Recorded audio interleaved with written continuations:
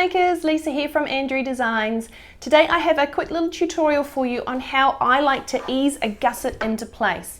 So for this tutorial I'm working on the Creatives tote and I'm going to step you through how to clip the gusset into place, how to ease the corners into place last, how to clip them to really help them turn nicely around those corners, and then how to stitch and trim them to secure. So easing a gusset is something that some people really struggle with, but once you know the basic steps and the little tips and tricks to make it easier, it really is quite a straightforward process. So I hope this helps. Let's get started. To ease a gusset into place, you're going to need an outer panel for the bag you are making. So as I've said, I'm making a Creatives tote and this is one of the outer panels. You're also going to need your gusset. So I've got my outer gusset here, which I'm going to attach to my outer panel. To begin, if you haven't already done so as per pattern directions, you need to make sure that you have marked the center bottom and of your outer panel and also the center of the long sides of your gusset. So here's my gusset and I've marked the center on both long sides, and on my outer panel I have the center marked for that as well. From there you're going to place your outer panel right side up on your work surface. You're going to place your gusset across the bottom, also right side up. And then to start, all we're going to do is simply flip the gusset over and onto the outer panel so they are right sides together. From here, you're going to match up the center bottom of the outer panel with the center mark on that corresponding long side of your gusset, and just pin or clip that in place. So there's my center mark and there's my other one. So from here, the general rule of thumb with easing a gusset into place is that you match up center marks and top corners, match up the straight edges, and then you ease the corners of your gusset on the corners of your panel last. So that's the rule that I always follow. It means my gussets always fit, and if you were to simply follow the corner up and around, 9 times out of 10 you'll find that the gusset appears too short. So instead of, because we know that it fits, the designer, and in my case from all my patterns the gussets are a really good fit, and that is because you need to match center marks, top corners, straight edges, and then you ease the corners into place, and that means you get a nice snug fit, you don't get bunchy in your fabric, and the gusset turns nice and smoothly around the corner. So to do that, we've got our center mark joined up here, so I'm going to go up to one side and I'm going to match these top corners together, matching raw edges, and I'm going to clip, and then I'm going to work down this straight edge first. Just place a few more clips in it until the outer panel starts to curve. So I'm just going to pop one more clip in there. And then I'm going to, still working on this side, I'm just going to place one more clip along the bottom, again just until it starts to curve. And then as you can see, it appears that the gusset is too small. However, when you stitch it 1/2 inch and this is eased into place, it's a perfect fit. So to ease the corner into place, I'm just going to turn my panel so I'm looking at it this way. And what I find easiest to do is make a few snips using my little scissors into the gusset only, not the outer panel, just the gusset, about 1/2 inch apart and no more than about 1/4 inch deep. You don't want to go too deep because on this pattern in particular, it's a 1/2 inch seam allowance.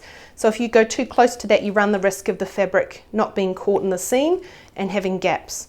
So for a 1/2 inch seam allowance, I snip no more than 1/4 inch into the gusset and about 1/2 inch apart. I always like to put my fingers through so that I know I'm only cutting the gusset and not the outer panel as well.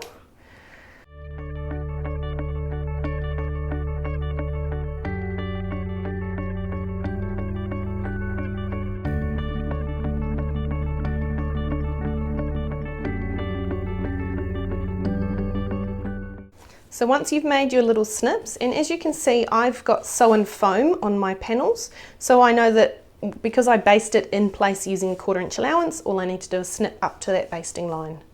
From here, to ease the gusset into place, all you need to do is hold each side of that corner and then using your fingers pull the center out sorry, I put it, my fingers behind. I'm going to grab the center and pull it out to match the center of the gusset in this space with the raw edge of the outer panel, and clip. And then I'm also going to do the same, probably one clip either side I think will be enough.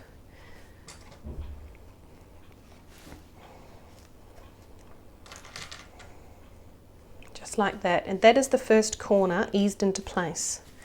Very easy to do. So from here, all I'm going to do is repeat that same process for the second side of my gusset.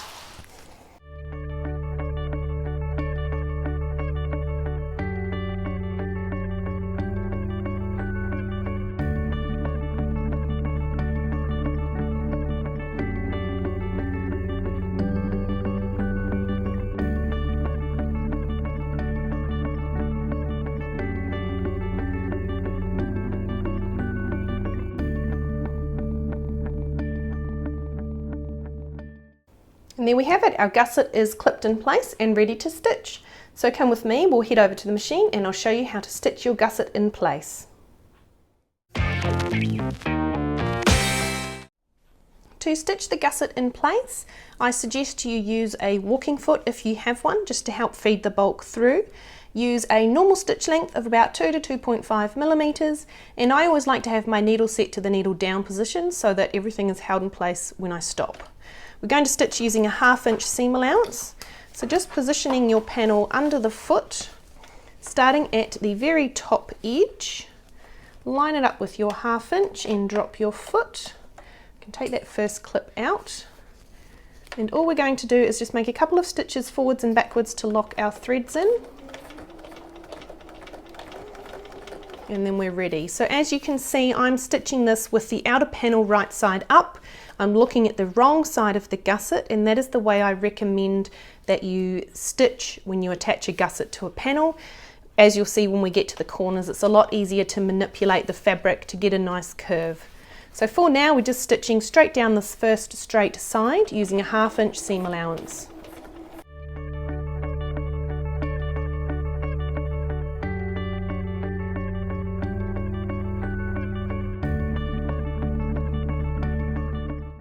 When you come to sections such as for this pattern where you have a outer pocket that is coming out of the side seam, I recommend stitching over it a couple of times just to reinforce it.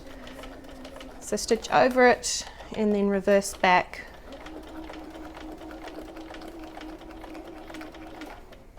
And then forward again. Just gives it a little bit of extra strength.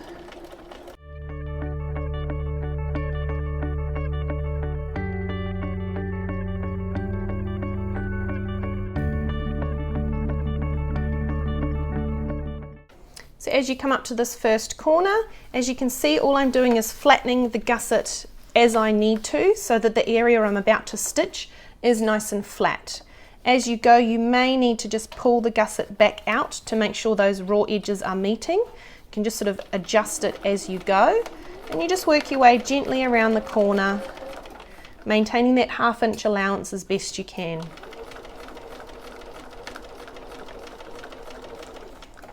When you get to a part that's going to be bunched, you can simply just flatten that section of the gusset. It'll get a bit of a bunch behind and forward, but as long as the section you're about to stitch is nice and flat, then you're fine.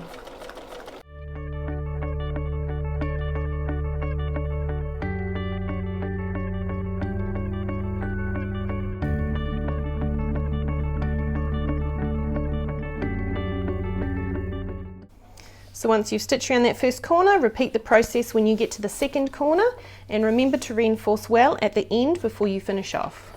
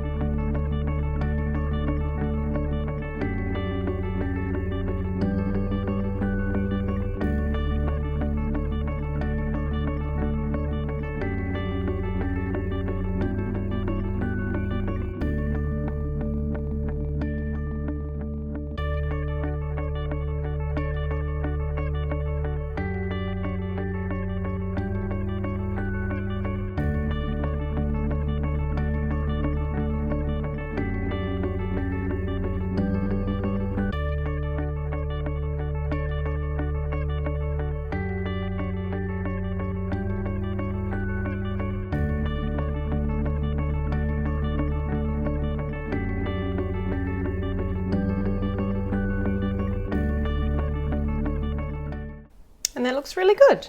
Our gusset is eased into place. Once you've stitched your gusset in place on that first side, all that is left to do for this seam is to trim it down to 1/4 inch. You can measure and use accuracy if you like, however I just eyeball it, and because I've used a basting foam, I literally just follow the basting stitch I made earlier because I know that that is 1/4 inch. I just use my rotary cutter, however you can use scissors if you prefer.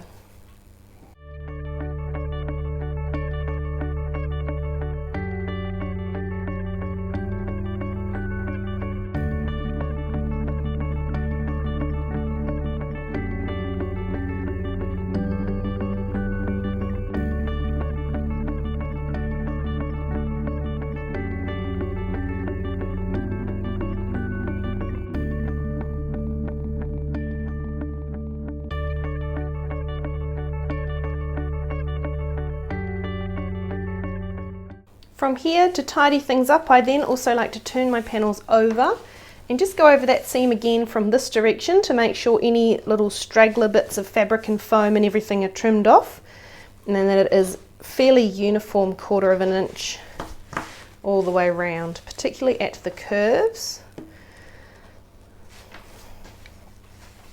And just make sure your gusset is out of the way so you don't accidentally trim that.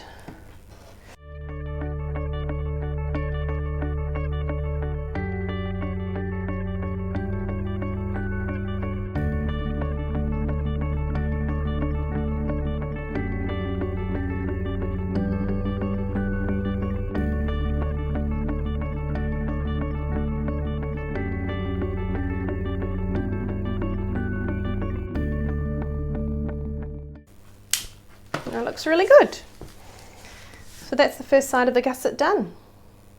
And that's all there is to it. You've now eased a gusset into place, you've learnt some new little tips and tricks, and I hope that you find it easier, no pun intended, to attach gussets moving forward from here. So if you have any questions whatsoever, as always, please feel free to contact me via the contact page of my website.